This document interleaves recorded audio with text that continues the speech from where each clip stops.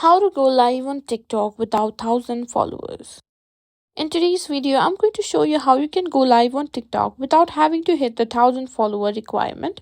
Yes, that's right. You can stream live even if you don't have 1k followers. So let's dive right into it. First things first, open your TikTok app and make sure you're logged into the account where you want to go live. In the top left corner of the screen here, you can find various options of live. Here you can also find people who has request option or guest option on. So if you find a person that has guest person off on, what you need to do is simply tap on it and simply send them request to simply go live with them.